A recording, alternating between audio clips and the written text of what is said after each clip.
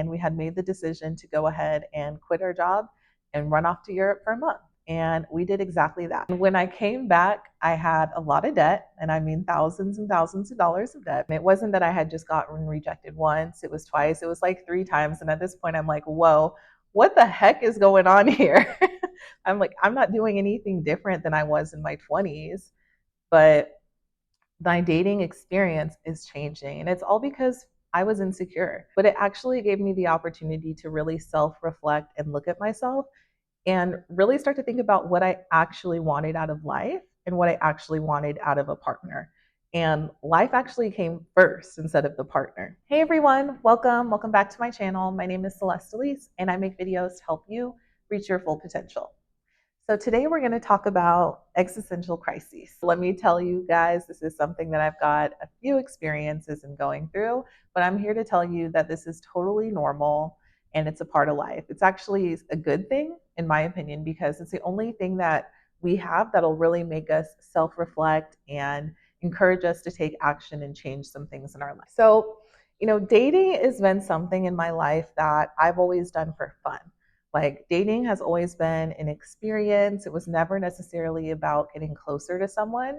It was really, I really looked at it from like a selfish perspective. And I can say that looking back on that and the relationships that I had, I don't truly felt like I chose any of those relationships. I feel like I just happened to fall into them because they were fun or this person was in the same circle as me, but I was never really intentional about my dating. Now, that didn't happen until I got rejected.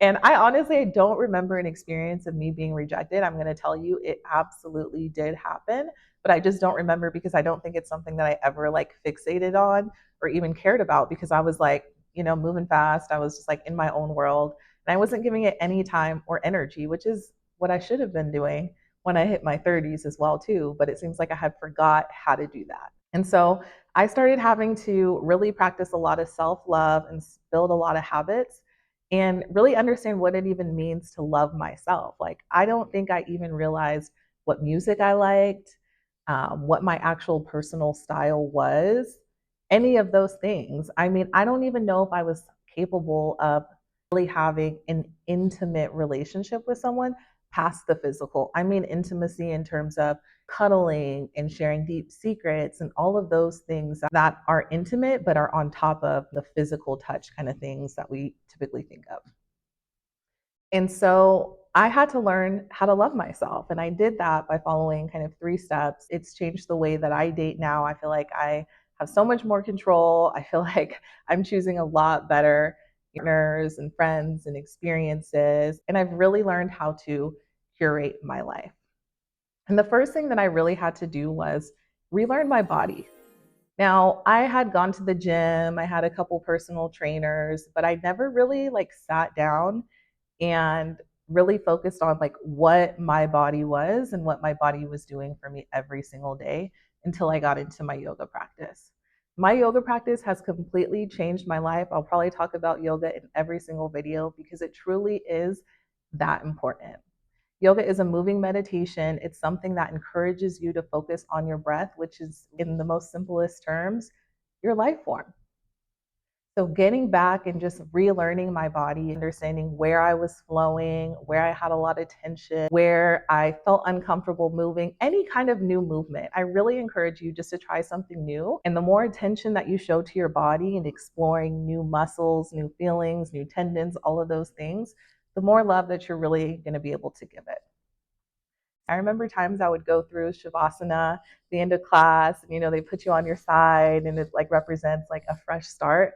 I literally would be like boohoo crying because I truly had gone so long distracting myself from what I was actually feeling in my body. I mean, I literally was just like overworking and then socializing, drinking, partying, traveling, whatever it was to distract me from what I was really experiencing in my body. Now, the second thing that I used to do was just, I'm a lover girl. I've always been a lover girl.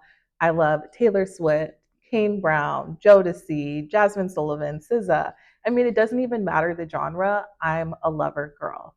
And so I was listening to love music over and over and over again. And it would make me so frustrated because I didn't have that love. I mean, I remember that at one point in my life, I had gotten stuck on 2 a.m. by SZA. And this is a very toxic song, even though it's a beautiful song and I love the music video, but it's really about a past lover and like calling them at 2 a.m. and not even caring that they're with someone else and you have to share and inviting them back over. I found myself so fixated on that song because I was so fixated on a past partner and wanting that relationship back just so that I could feel something that I would listen to it. I was just stuck on that experience and stuck in the past. I had to come to terms with myself and I had to restrict myself. No more SZA. We're going through a SZA cleanse, but it truly helped me. And I didn't realize how much music and the things that we listen to impact our mood day to day. So I really encourage you, create some playlists, have a dedicated playlist for that sappy, sad music. And when you're ready to cry or you're PMSing or it's that time of the month, excuse me, play that song. Other than that, don't even torture yourself with that, okay? You know, get a motivated playlist, get an angry playlist, get some rock in there, some metal, whatever it is. Just create playlists according to mood and then how you want to feel that day. That's the music that you're going to listen to. You're going to curate your entire existence and your experience, right? Like this is a soundtrack to your movie and you're the main character. Now, the next thing that I went through was I had to go through a complete overhaul of all the relationships in my life because I was just going along with whatever I found, whatever friends I found, whatever romantic partners I found, all of that. And the thing that I learned was like I had nothing in common with my friends. Like they were a good time, but outside of that, we didn't share any of the same beliefs. And anytime I would try to speak up, or share something that I was interested in, they would argue with me. They would just like totally not understand. And it would create so much friction to the point where I felt like I had to self retreat. Like I could barely even speak up around the people that I spent the most time with. And that's a problem. And I'm not saying that you have to spend time with people that share the same beliefs as you, but you should spend time with people that encourage that type of discourse or that type of discussion so that you guys can talk about the differences, have fun in it, laugh about it. But I had to get very strict around what my rules and what my non negotiables were for people that I allowed in my life. Nobody could put me down. Nobody could belittle me. Nobody could embarrass me on purpose, right? Like people will joke, but you know the difference. And the big thing is that people can't humble you. Like the world is difficult enough on its own. You don't need to surround yourself with people that feel the need to bring you down or bring you back to reality. Like we're all living in the same reality. Everybody is aware. You don't need someone to bring you down like that. So that is like the biggest no.